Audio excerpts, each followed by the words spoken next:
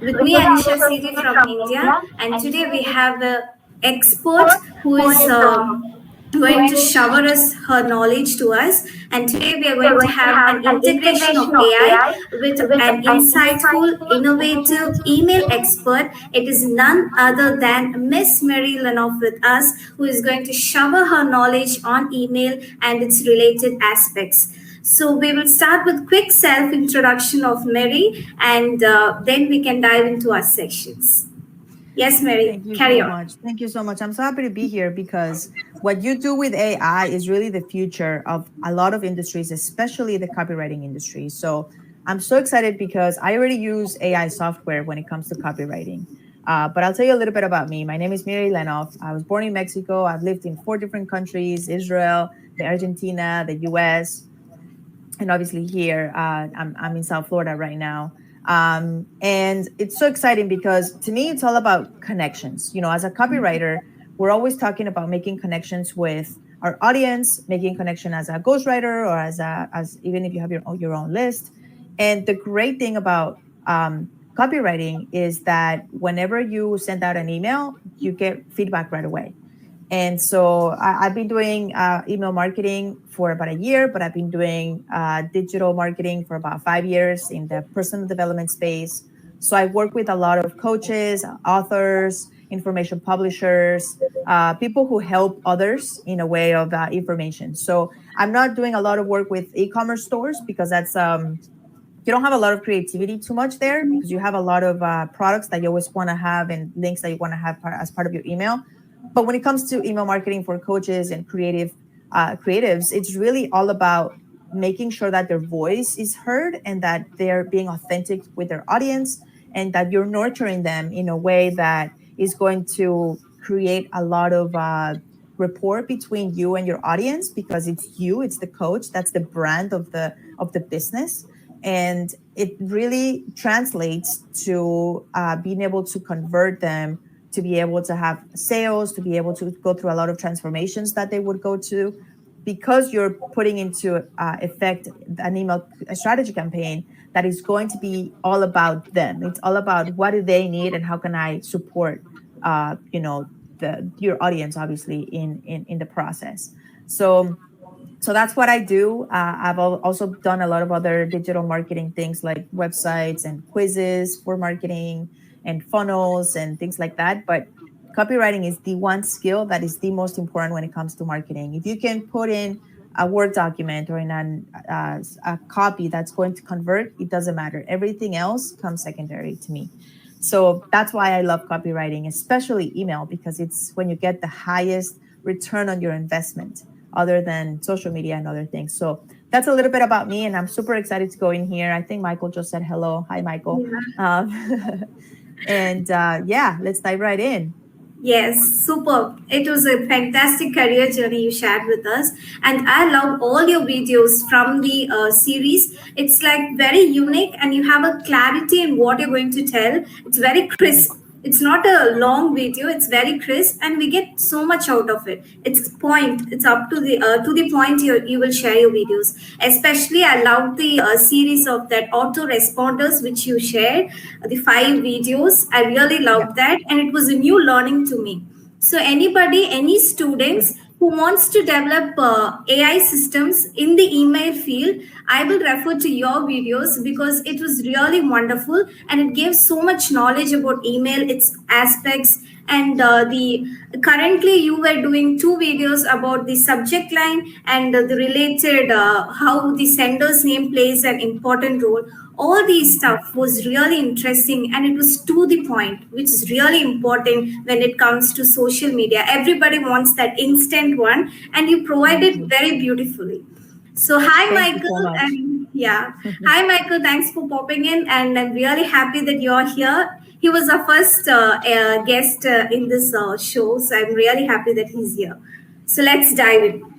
So before going to the show, I just want to make sure why this show and why we have this AI Knowledge Hub. It is about sharing the domain knowledge And domain knowledge is a key for any AI system. If I have to develop something about, for example, related to law or legal aspects, I have to go to a lawyer and get all the knowledge about the legal terminologies or associated terms. So only if I have a domain expert like the legal advisor, I can develop a AI system for legal aspects. Only if I have a domain expert like you for email, I can develop AI system for email related terms. So that plays a key role. Domain knowledge and domain experts, they are the core part of AI system. Without them, we don't have AI. So I thought this show will give a key insights to all the students or to anybody who wanted to build AI systems with proper domain knowledge. So each episode showcases beautiful experts, and today we have you who is going to tell me all about email and its related stuffs, and you are going to help a lot of students, lot of people out there. So I'm really happy, and let's dive into the section. So I call this as 5 eyes of AI, and the first one is we are going to ideate. So we as a human beings, so much ideas we generate from while we are walking or while we are singing, we generate so much ideas. So each person generates ideas in a unique way. Like I find uniqueness in your videos. I don't know how did that idea pop into your mind. So tell us about your ideation journey. How did you come to this core email, and how email excited you rather than other social media stuffs? And tell us more about that journey to us so that we can get lots of insights from your Sure. knowledge. Yeah. Sure. Thank you so much. So really, when it comes to email marketing, especially with the copywriting part, email has the highest return on your investment. And the reason for that is because when you post something on social media, only 1 to 3% of your audience is going to see your content. But when you post something on email or you send an email out, you get about 20% of your open rates. So that means that 20% of your audience is looking and watching and opening up your emails. So that's a higher percentage of what people would see on social media.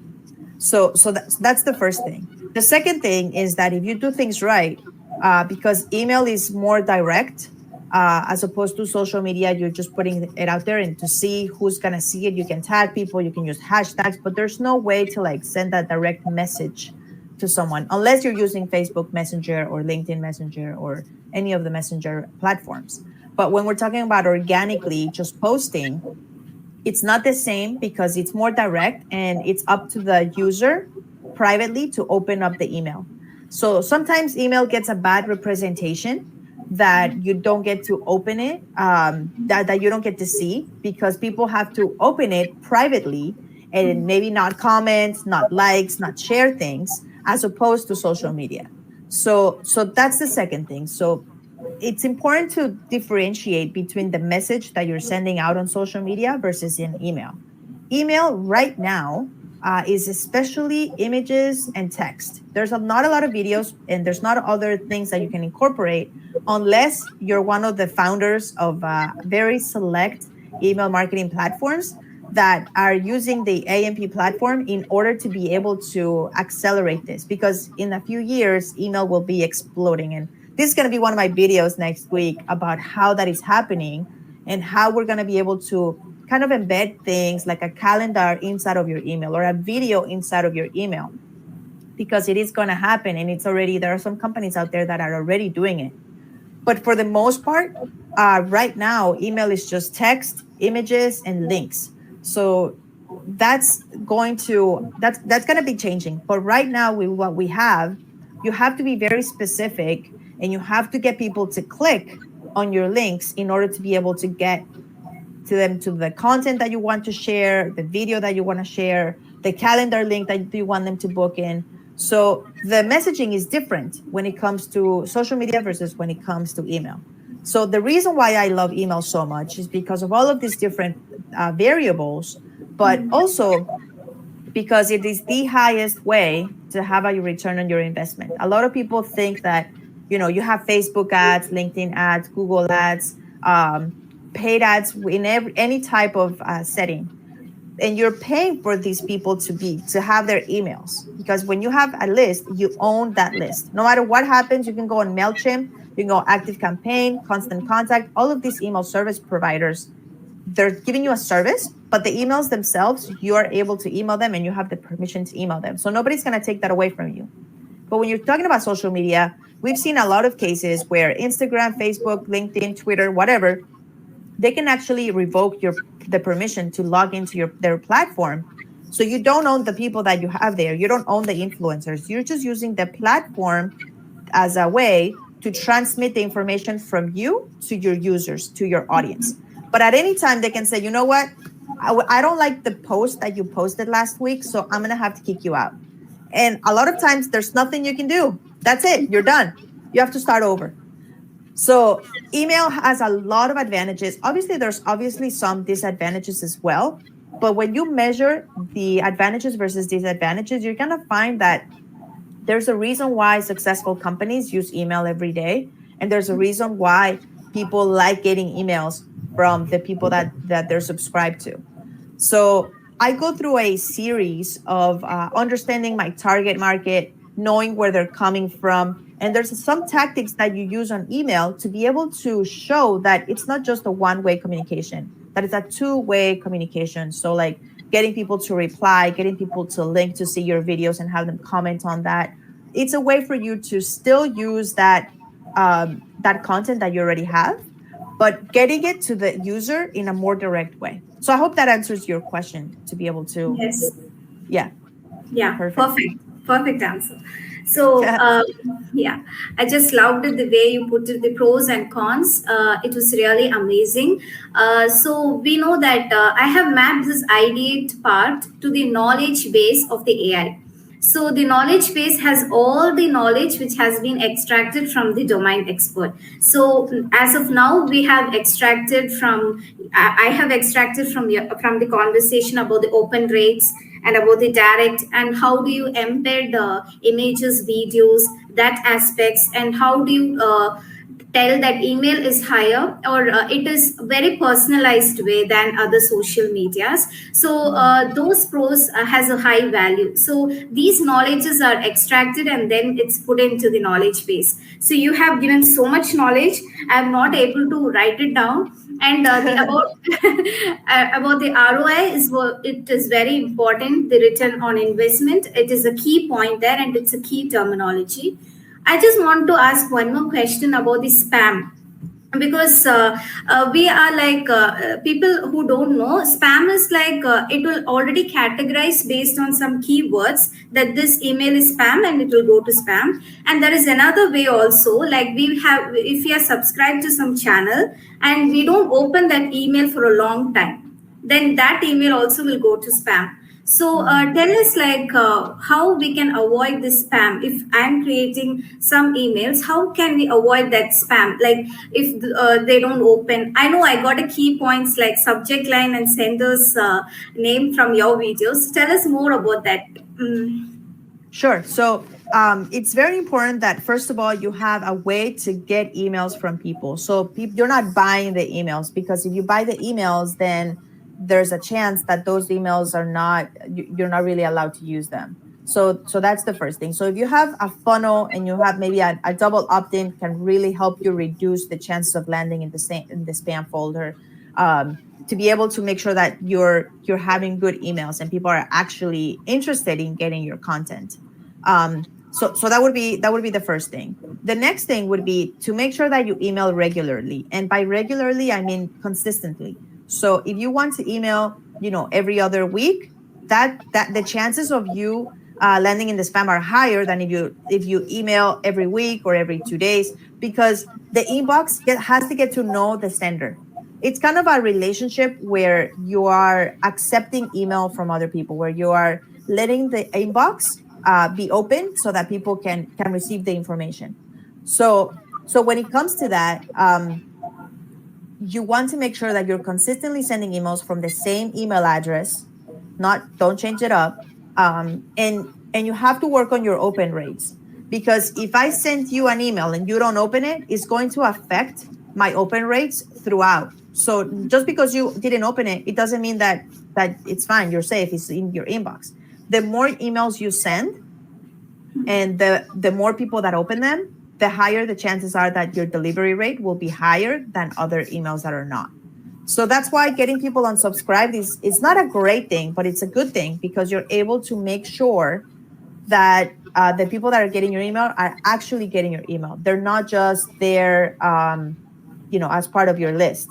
And if people click on spam, then that puts you in a disadvantage, obviously, because if a lot of people do that within the network of email, then you're going to land in the spam folder. So that's why you have to email consistently to make sure that people actually want to get your email and that they're opening up your email.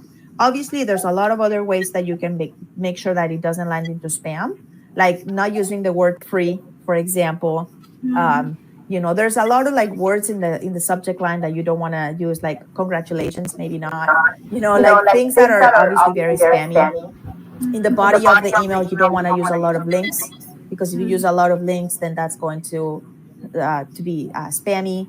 So what you want to use, if you have a lot of links that you want to share with people, link it to a Google Doc or link it to a website where you have all of the links, and then from there redirect them. The chances of the conversion are going to drop, because every time you have different links, it's obviously going to hurt you. But it's advisable to just have one link, really, like one or two if you need to, because you want to stick to the one idea, stick to the one goal of what your email is about.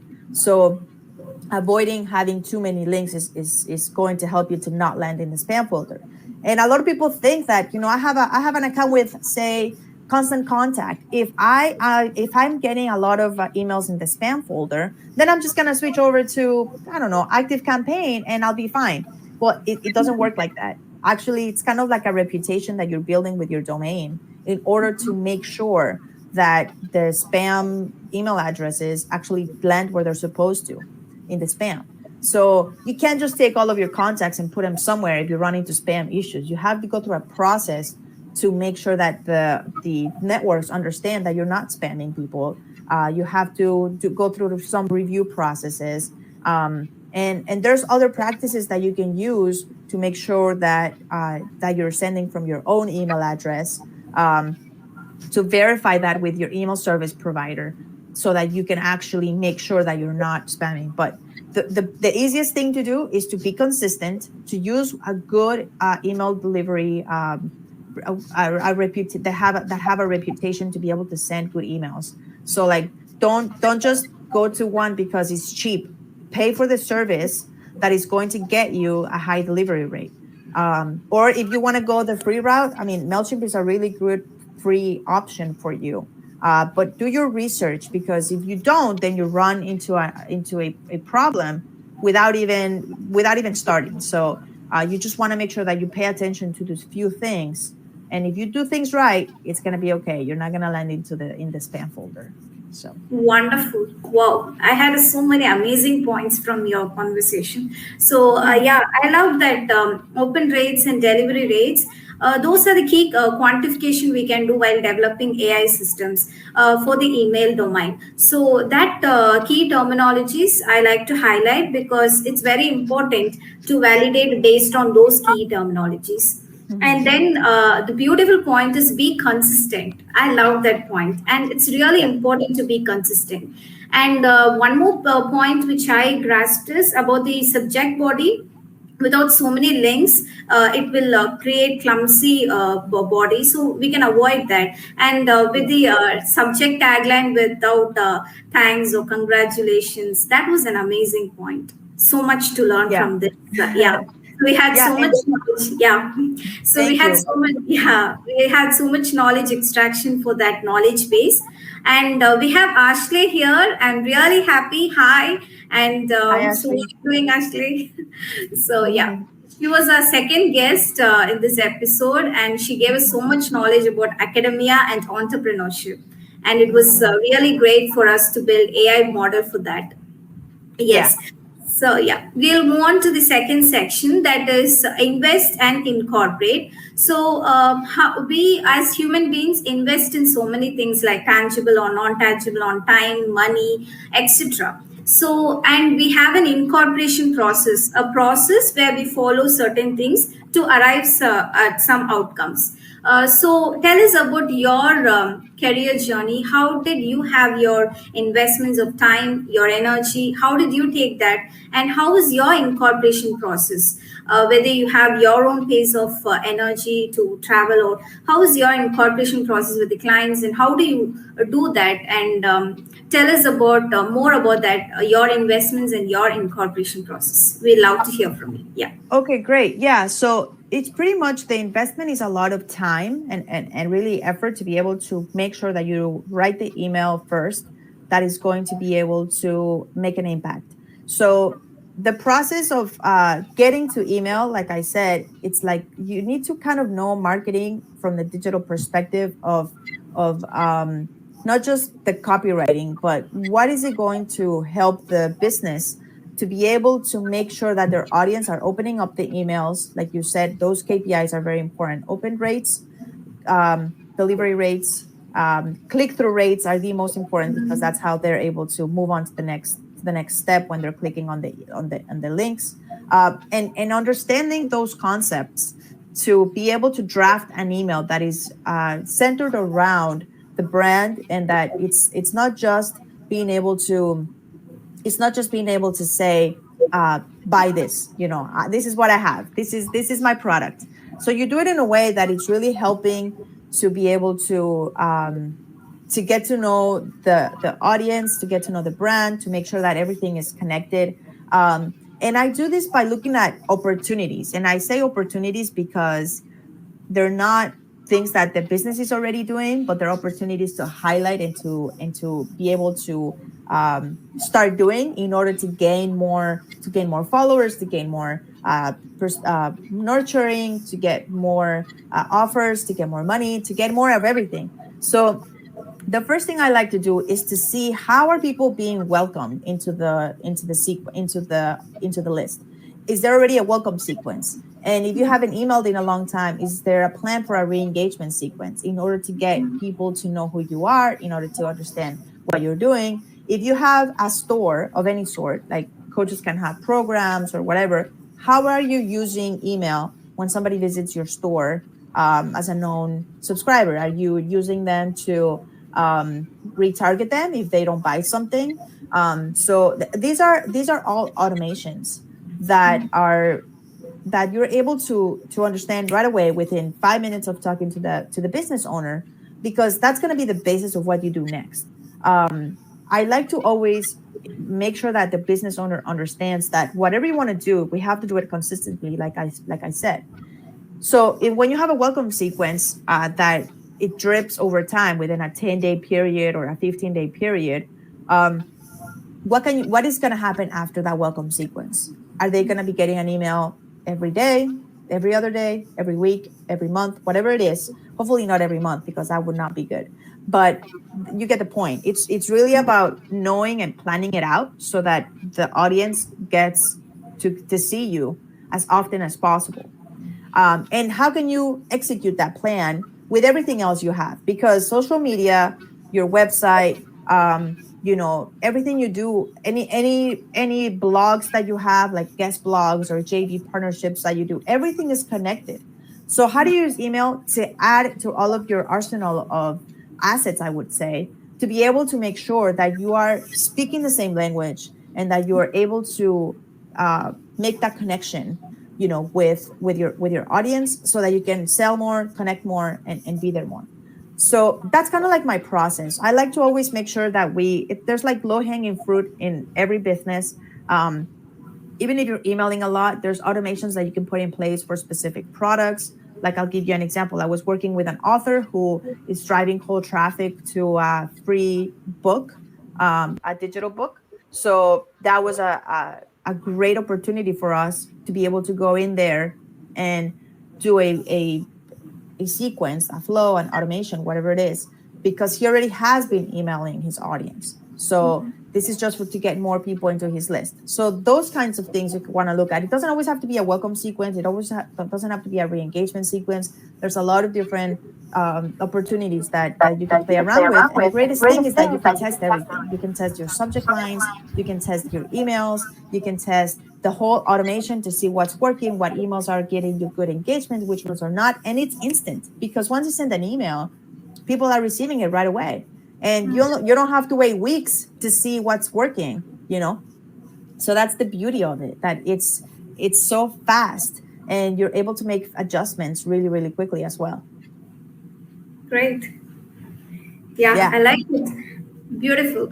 Yeah, I liked everything about this from the point where you started about the opportunities, and then you have to start doing, and about the automations and knowing and planning. And I know you already mentioned in your post about the low hanging fruit. I remember in the post with, so I like that perspective also.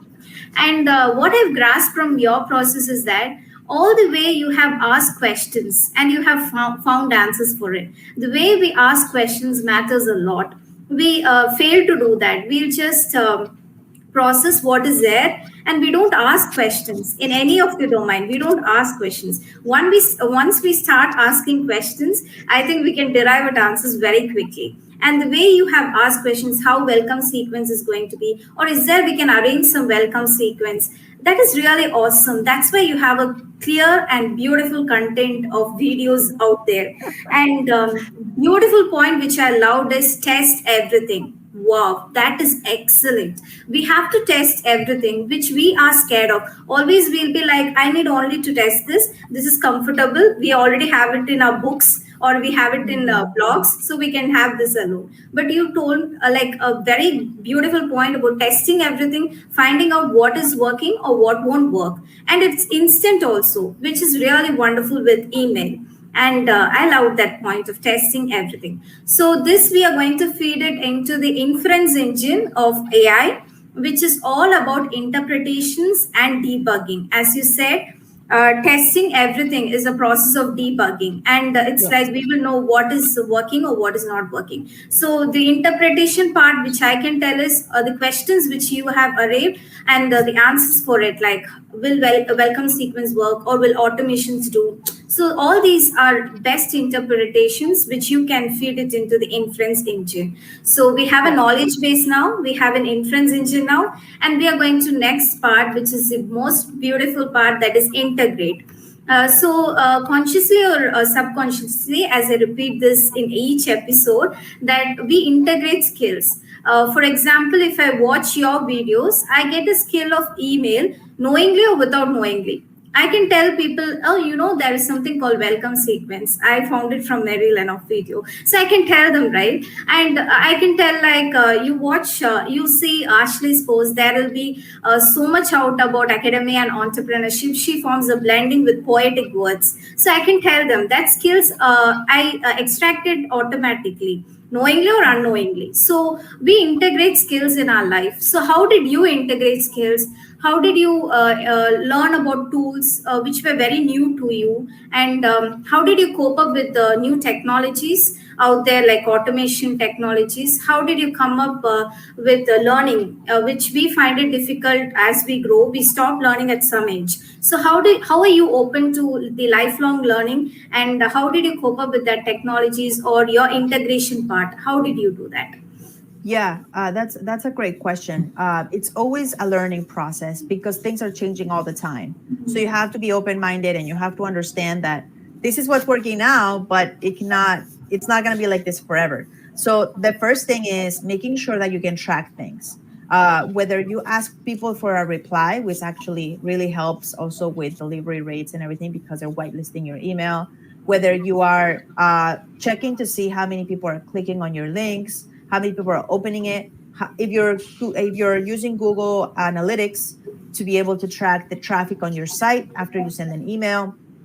And you can use all of these tools so that, because you have to learn about them to understand what is a good open rate, what is a good click-through rate, what are you able to do so that you make sure that whatever you decide you're sending, you're tracking.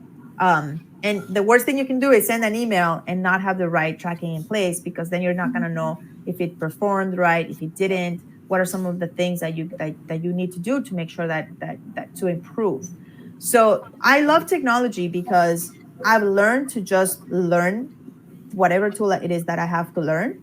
And a lot of them work very similarly, in the way that they allow you to have different lists for different purposes. They allow you to have different tags so that you don't have to create thousands of lists. You can have a tag within a list so that you're able to know maybe how you added this contact, or if they're leads, if they're customers. There's a lot of different ways that people like to use their CRM or their email service provider, ESP, when it comes to these things.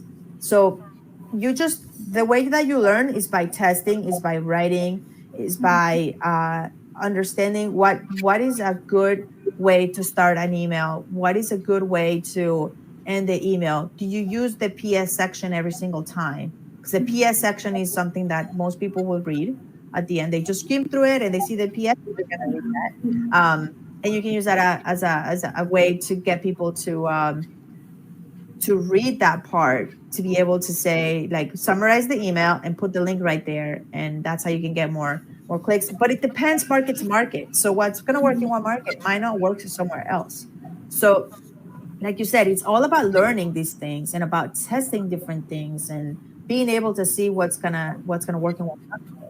And it's important to know that, like, we were just talking about how things are changing. Well, in the fall, the open rates are going to suffer because the Apple update is coming up soon when it comes to privacy with email. And we're not going to be allowed. You're as a user, if you have an Apple device, you're going to be able to block who can see who opens the email or not.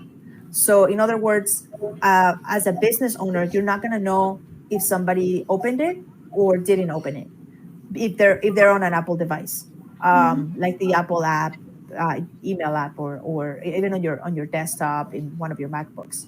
So that's going to be something that we're going to have to adjust, and that's a great example of how do you adjust? How do you make sure that open rates are great to know if people are opening your email, but if they're not clicking on your links, they're worthless, because the whole point is to get people to click.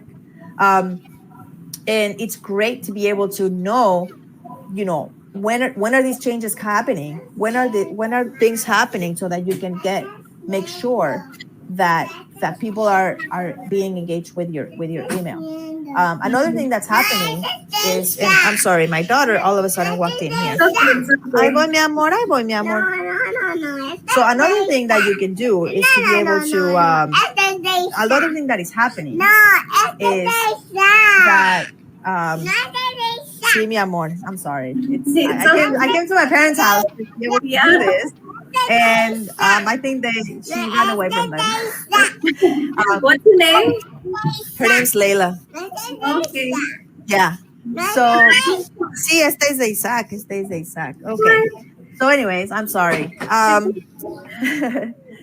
So the other thing that is happening, that is changing, like I said, is that when it comes to email, there are, right now, like we said, we only have text and copy of the email, and you also have a way to get links in your email so that they click on it and it goes to whatever page you want to be open. But now, like I said, with these changes, and that's to answer your question about changes in technology, in a few years, we're going to be able to have videos inside of your email, or you're going to be able to have a carousel of images that you can click on and kind of like see more images, and it's going to be related to the stock that you have. So if you have a store and you send out an email and you want to make sure that you highlight that you have all of these dresses, it's going to be related specifically to the amount of dresses that you have in your store and what people can see and scroll. So it's going to be more interactive. And these are just a few examples of what's coming. You're not going to need a fancy website anymore, because everything can be done through email in a more direct way. And there's companies that are raising millions of dollars right now to be able to make this happen.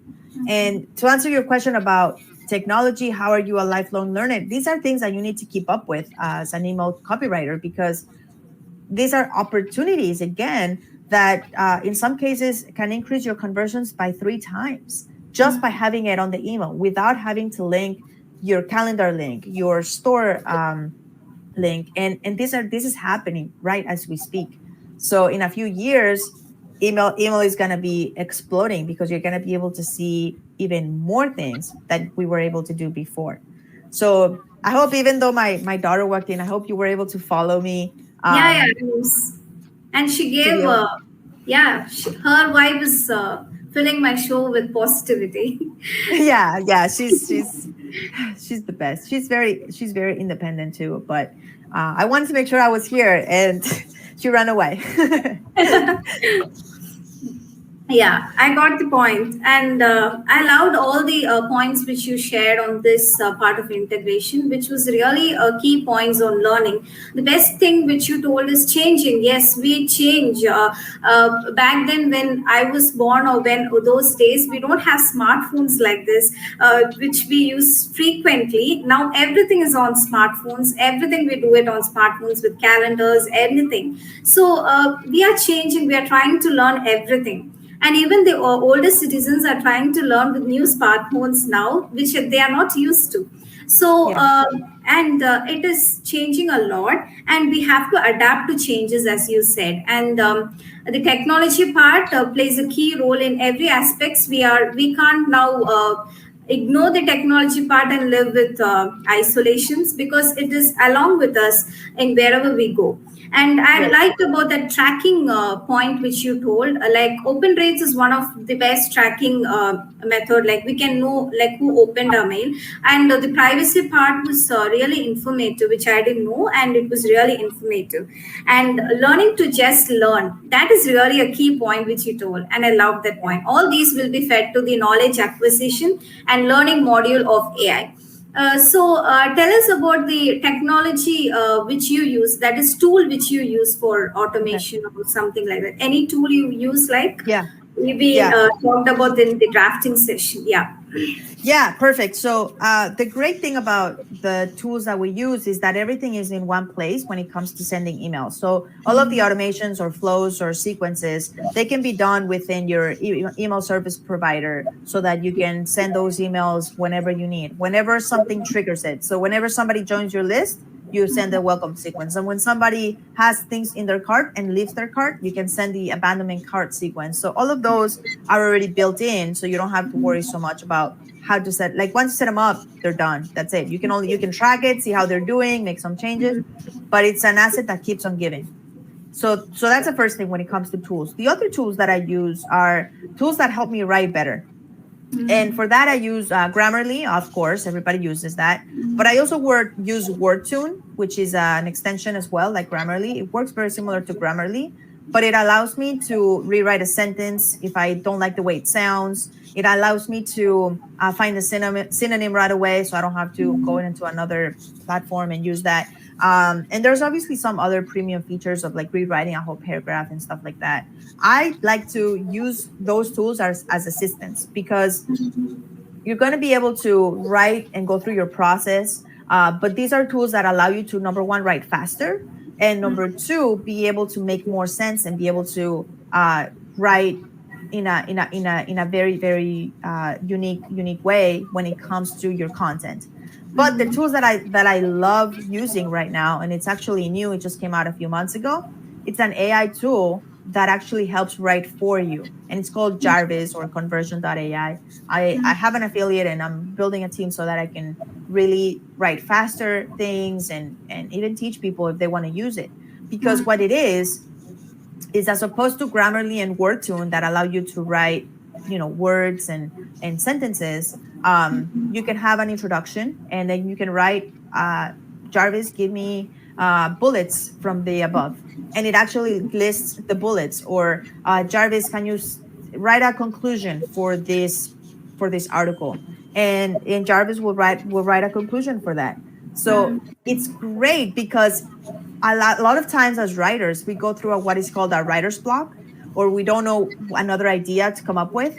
And this is kind of like your assistant. Like if I was sitting in an office and I was writing an email and I just can't think of something else or an idea, I can go to Jarvis and say, Jarvis, write a few points about this, or write a summary about this, or write write an introduction about this, or tell me what is the most important part of this, or explain it to a fifth grader, because you're always wanting to talk in a very simple way when it comes to email, like no fancy words, none of that. So if you use that as an assistance, it's going to really help you to not only write better, but write faster, because that's you only have some more time to write. And it's going to allow you to, as you write more into it, it gets better and better because it learns from whatever you're doing.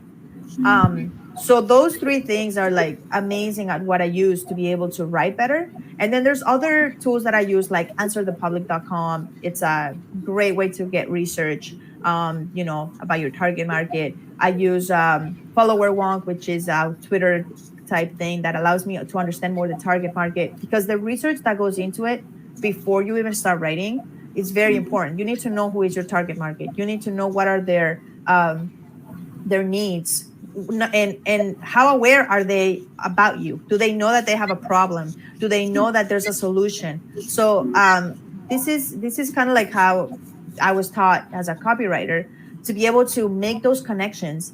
Because whenever you write an email for somebody who is very aware of your product, who are ready to buy, like the people that are lining up at the Apple store because the new iPhone is coming out, they're very aware of the product. They're ready to buy, right? But you don't talk to them the same way that you would talk to someone who has an Android phone and doesn't want an Apple phone, right?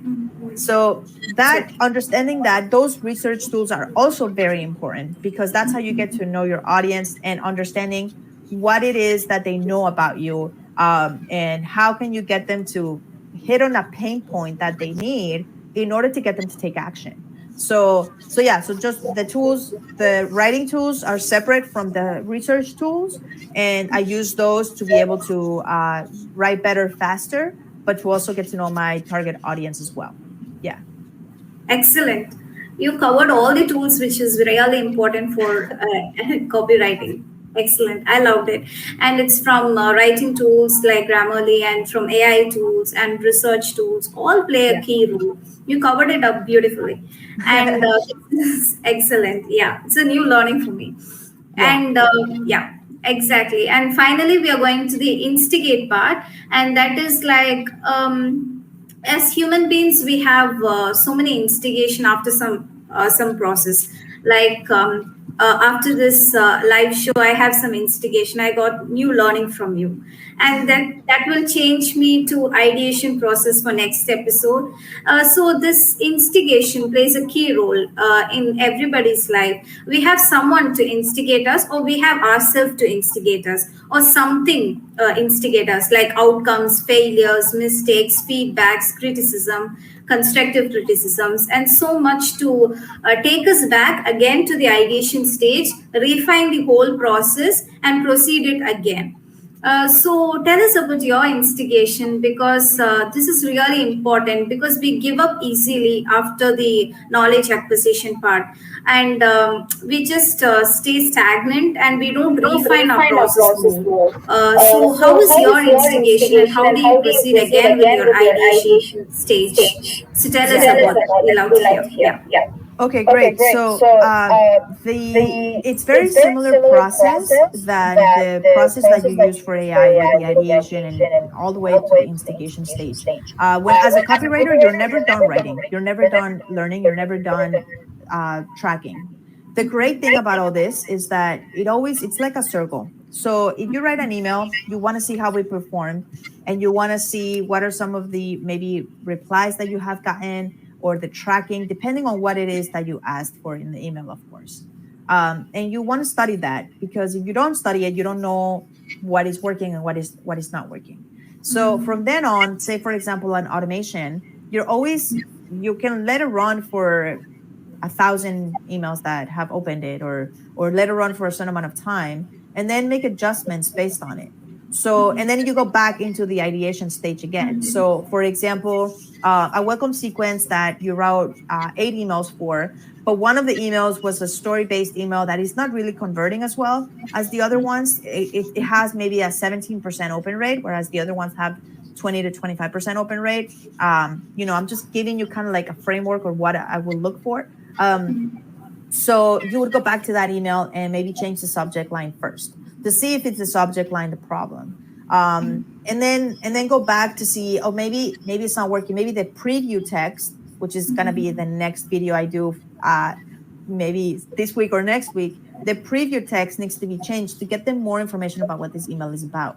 And then you can test different things, obviously one at a time, and give it time to see and use the control to see what works and what doesn't. And it's very similar to any digital marketing asset that you put out. So if you run Facebook ads, you run into the same thing. You want to always be testing things. If you run a quiz, you want to obviously be testing different ways of when somebody takes the quiz, different questions. So it works very similarly with other types of marketing tactics that people might be using. And it can be an email that you use as a broadcast email. If it was a week where you're always averaging around 20% open rates, and maybe a 1% click-through rate, which is like normal, right? I mean, 1 to 3% is really what is supposed to be average. But one day is like a 0.2 click-through rate. Well, that the call to action was not the right way to present the information. So you have to go back to the ideation stage and think about what it is that I can switch for next time around, to get more people to click on the link. And it's a constant progress and constant process of knowing how to communicate and knowing what works and what doesn't work. And what something didn't work now, that doesn't mean that it's not going to work at another time. You just have to test things over time and see how things are kind of coming together to be able to make that assessment.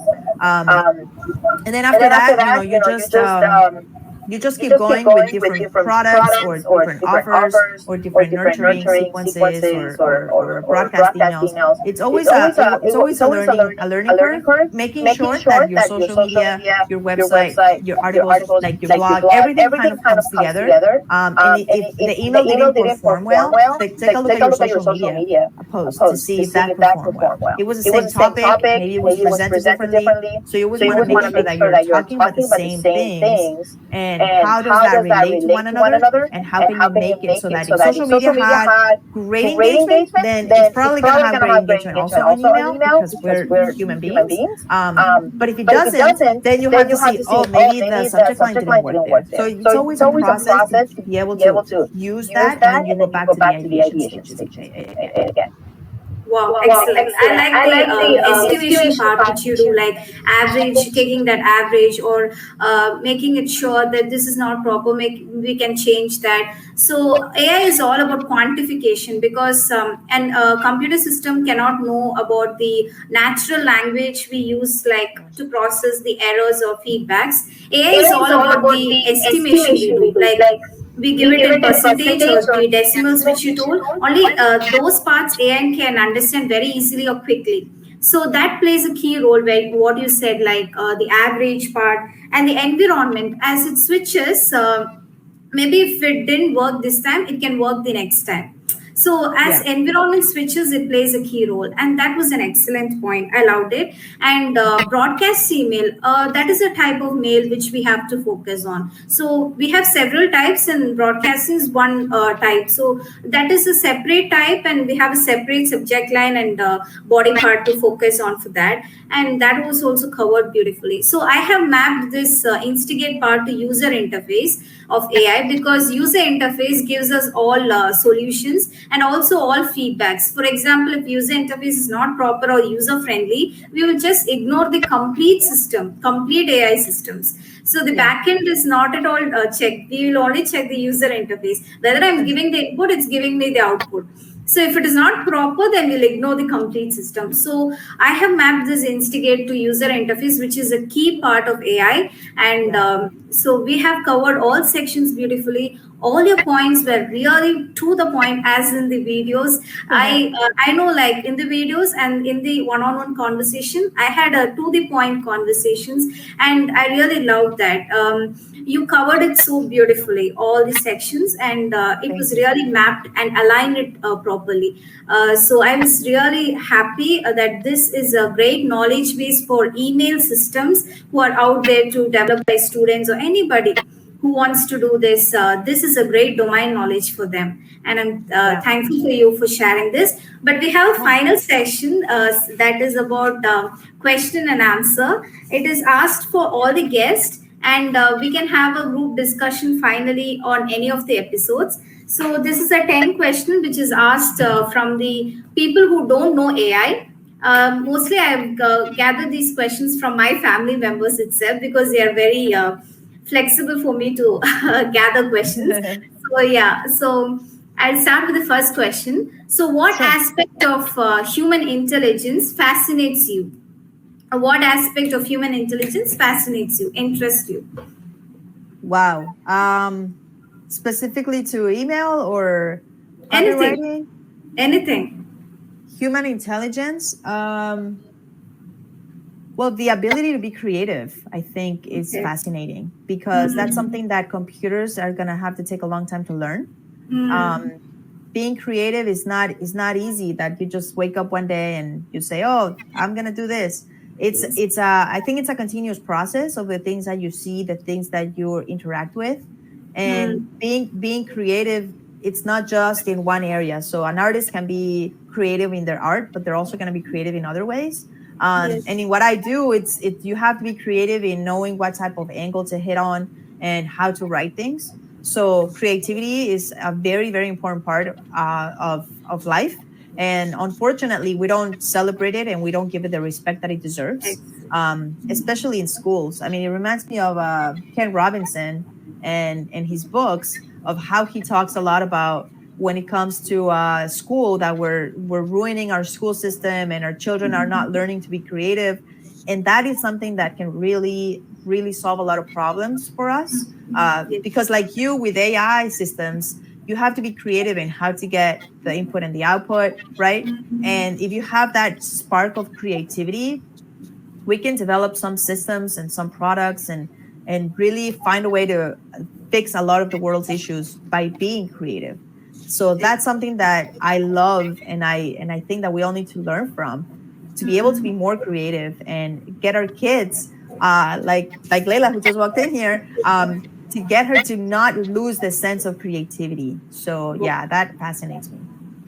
Exactly. Wow, I love the point. And I'm happy that Laila will be happy like she's having a mother like this who gives importance to creativity because we don't give importance to creativity in schools. Yeah, We are just having a fixed curriculum and we are giving that to be taught to the students.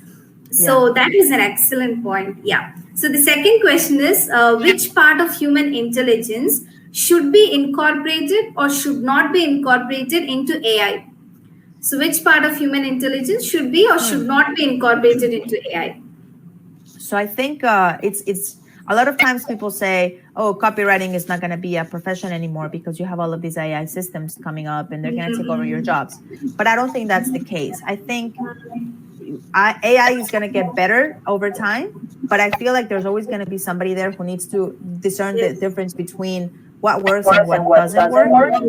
Because I don't think I don't think the mind and and people can really grasp, and be able to tell a computer to do that. So I feel like anything that is going to help us, like AI systems right now, help us to write better and faster and come up with great subject lines and come up with great content. And that's going to really benefit everybody. So I would say anything that's going to help us and anything that's going to allow us to to create a better society. I don't think that we've come a long way since the factory times when people were working in factories and it was more of like the assembly line. And obviously that's been in the past because computers have taken over that.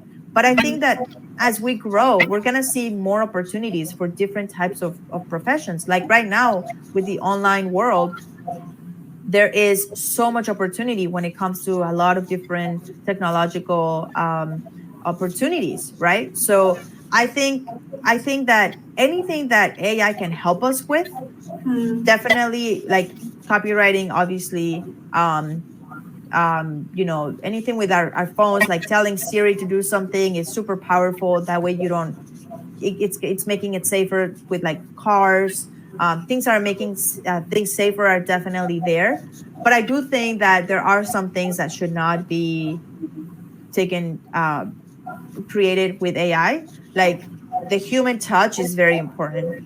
So to me, anything that's going to hinder that and like giving our kids hugs and our families hugs. I mean, we saw through the pandemic how hard it was on a lot of people who didn't have anybody next to them, and old people who had to be by themselves, and how that people suffered through that. So I think that AI is there to help, but it shouldn't take into it shouldn't take, we should always remember the human touch, and we should always take into account that technology is there as an aid, not as something to take over our lives, which in a lot of cases it is. Yeah.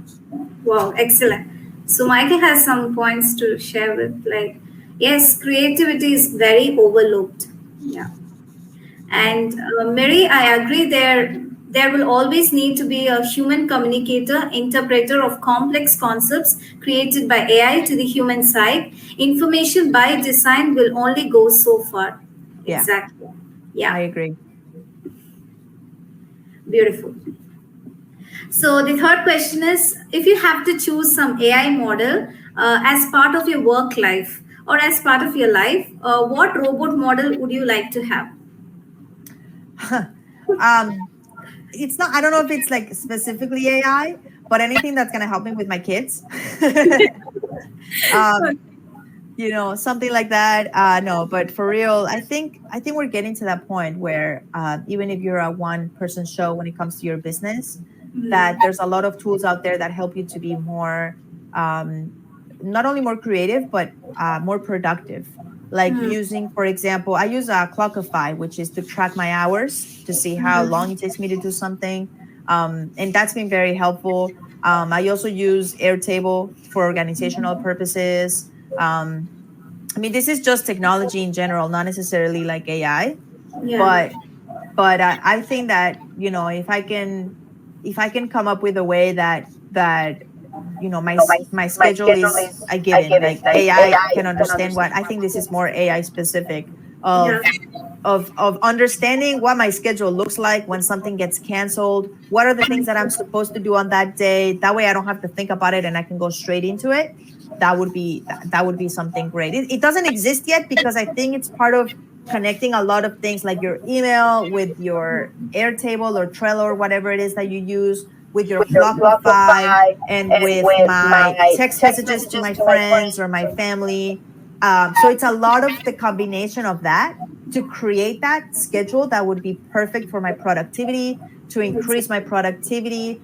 If I am working on something in the morning and I have great output and I'm being creative, say I create an email welcome sequence in an hour, to know that and to understand that, right, the machine, so that next time I write at the same exact time something similar, that way my productivity is great, as opposed to writing it, say, at 2 o'clock when my day is almost like halfway like over and I'm like not really feeling great. So something like that can incorporate a lot of different tools together, that you want it to be incorporated, that it can read messages, that it can understand things that I don't want to do, even though it says that I want to do them, to kind of understand my feelings. I know this is like a long shot, but I know Yeah. it can be done. Wow, it's a new idea, a novel idea for students to explore. Beautiful. I love the point. Okay. So the fourth question, which is like a myth, will AI replace humans, and will it lead to unemployment or will it lead to new employments? No, it will lead to new employments. And the reason for that is this. If you look at what's happening right now in the world, there's a lot of industries that need engineers, that need designers. Like, for example, the electric car. There's a lot of development goals that a lot of, I think, European countries have put out, that they will not allow any car to not be electric to be manufactured by the year 2035, I think. Something like that. So the opportunity for engineers, for assemblers, for people who know how to create cars and how to manufacture them is huge, because we're entering a new age, completely a new age of what's happening when it comes to the automobile industry. So different things like that are happening, and I don't even know them, and nobody knows them, because we're getting there. So people people are going to automatize as much as possible, as much as we can.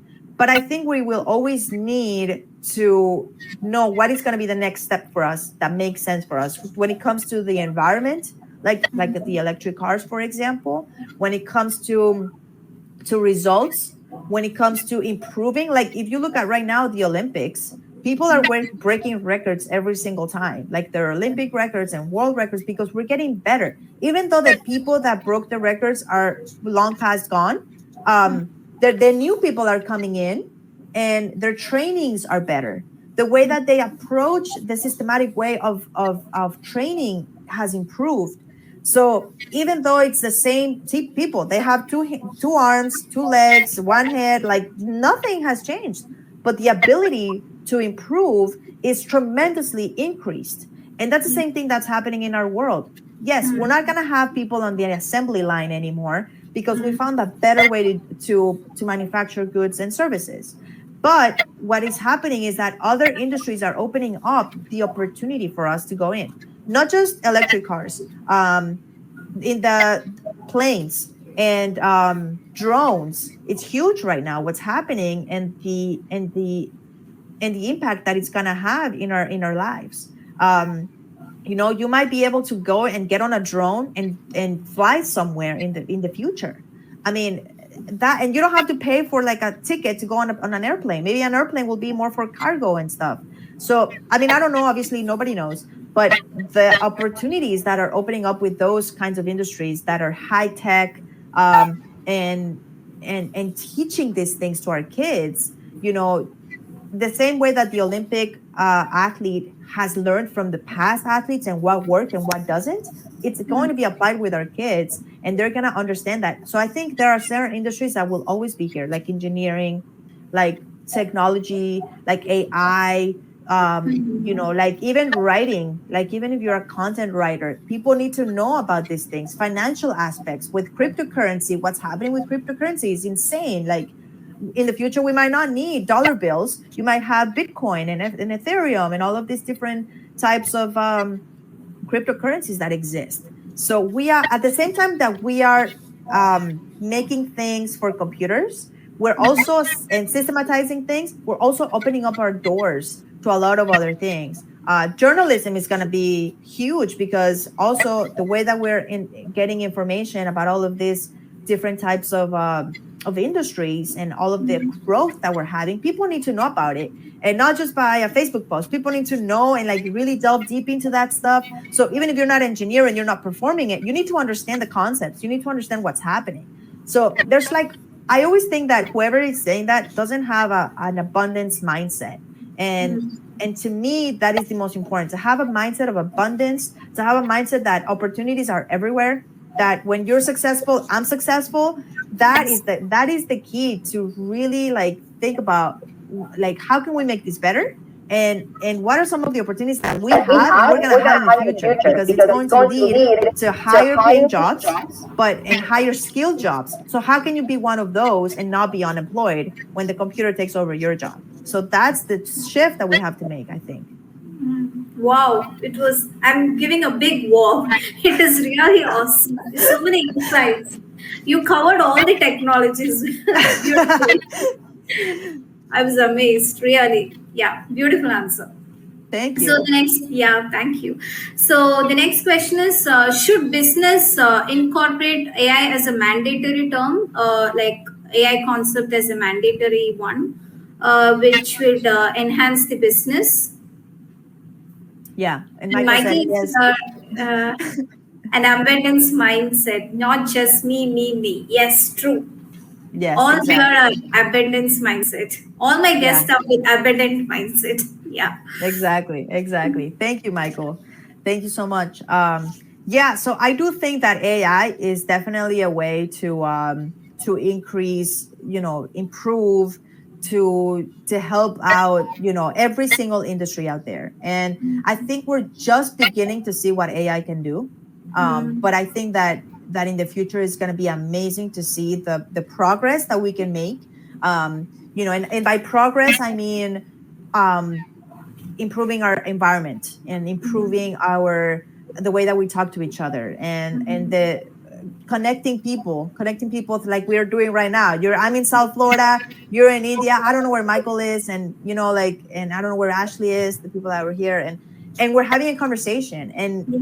I think it's gonna get better, and it's gonna improve. Maybe in the future we're gonna be like holograms and being able to like actually be with each other. um so I think that yes, AI is definitely a huge part of how we're going to be able to transition to the next level, to get to that next level that we're looking for.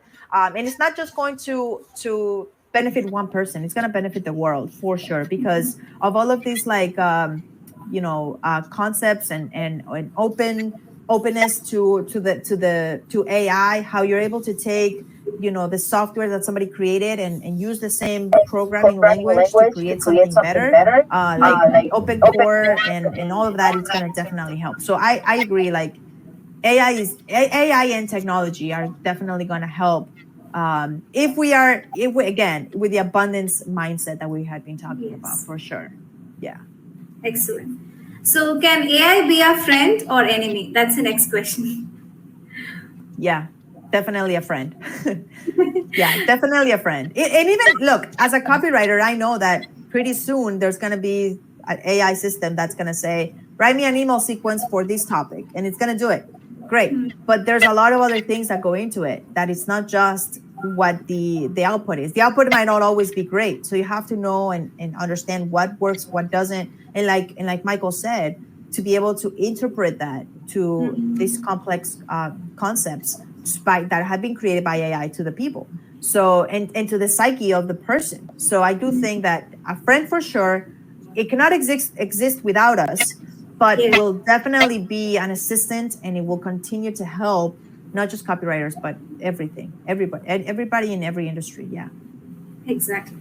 So next question is, do you think AI can bring equity and usability and feasibility without any economic status?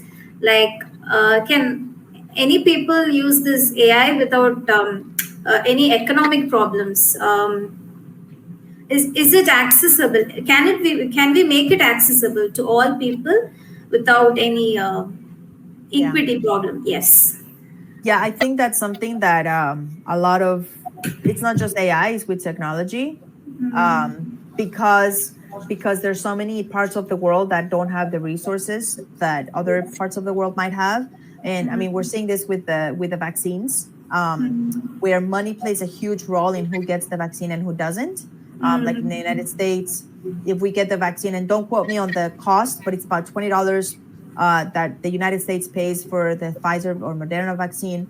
But if they give it to another country that is not as that is a third world country, they only get about $5, something like that. So I think it's going to depend a lot on how we're able to bring the software and bring the computers, all of the tech that is needed to be able to develop this, in order to have third world countries catch up and being able to bring AI and technology to everybody in that area. So I think it's a problem that we're seeing right now, not just obviously with the vaccines, but that was just an example, but with a lot of different issues, and how we're going to be able to be a little bit less altruistic and less self-conceited, and really care so much about others, and having, again, an abundance mindset to be able to say, if they're benefiting in that part of the world, and then we are going to benefit as well. So I think it's going to have to come from the private sector, unfortunately. I don't think governments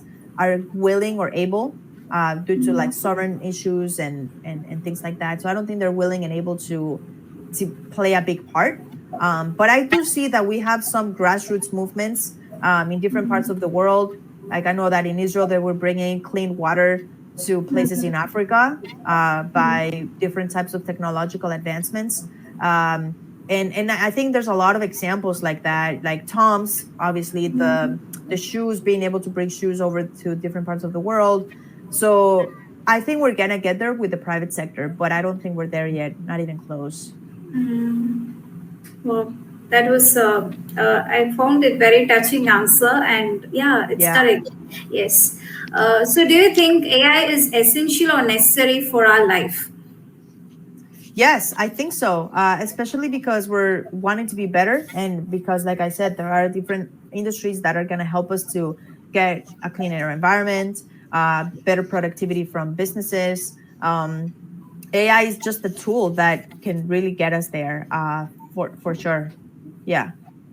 Wow, super. So, what is a user-friendly feature would you like to incorporate, or would you like to have in AI in any systems, in AI systems? Yeah, in any domain. What is a user-friendly feature which you want? Um, the ability to be able to get people just just like write a command. I think what happened with Jarvis recently is that Jarvis is the software that I use, the AI software, um, is a great way to not have to click on something to get the output. Like I can tell Jarvis, write a conclusion on the above paragraph, like I am typing it, and it does it for me. So I think those kinds of like understandings of like getting to getting the system to understand intuitively what to do is going to be huge. Things like that, not having to click from a drop down menu, not having to click from a drop down menu what I wanted to do, but like saying, Siri, what time is it, like things like that, that that that the system understands it. And it Yeah. can be a lot of different commands, that are not that are obviously part of the system, but that are allowing you to be free and to like talk to it in a way. I think that will be huge. Yeah, beautiful. I liked it. So the final question is: do you think the evolution factor of human beings stops or ceases after the introduction of AI? Sorry, the evolution of human beings. Yeah, the factor of intelligence, evolution factor of human intelligence, will it Yeah. stop or cease after the introduction of AI? Oh no, it will continue. And I think as we get better and smarter, I think AI systems will also get better and smarter.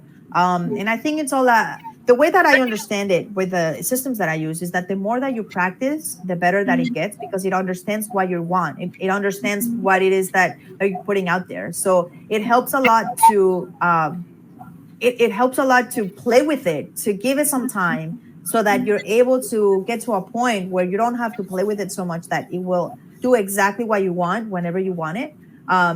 So as we get smarter ourselves, and as we get smarter with the conversation that we need to have with the AI system, and I think that's going to definitely increase and get better over time, for sure. Wow. Yeah. That was a to the point answer. I loved it. Yeah. Cool. So, Mary, my God, I had a good session with you. It was, I would say, like how I watched you in the video, same way. It was a one-on-one, to the point conversations. I loved it. And you know Thank what? you. Even your daughter steal the show with positivity vibes, and I loved it.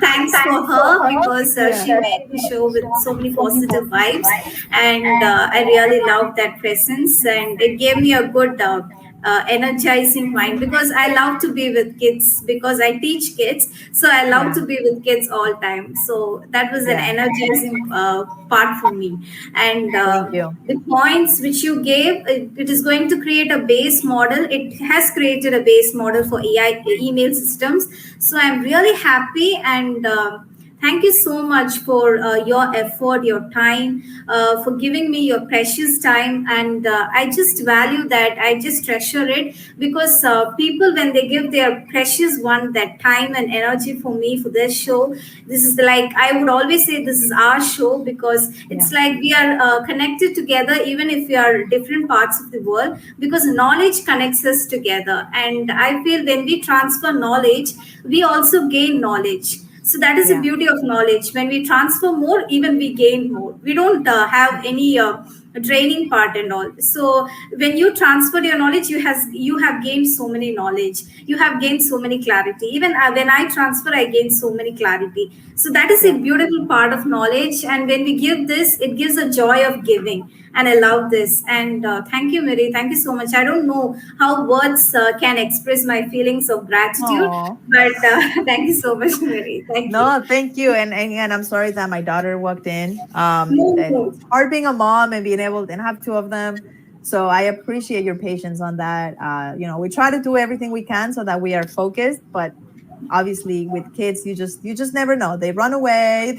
Yes, They need yes. different things. But that's the beauty of it. That's the way that we're gonna, that's the way we live, and that's the way that we're gonna continue to put our family Don't feel first, so sorry. that No, we no. do that. I don't feel sorry. I'm blessed to have her. I'm blessed. Thank you.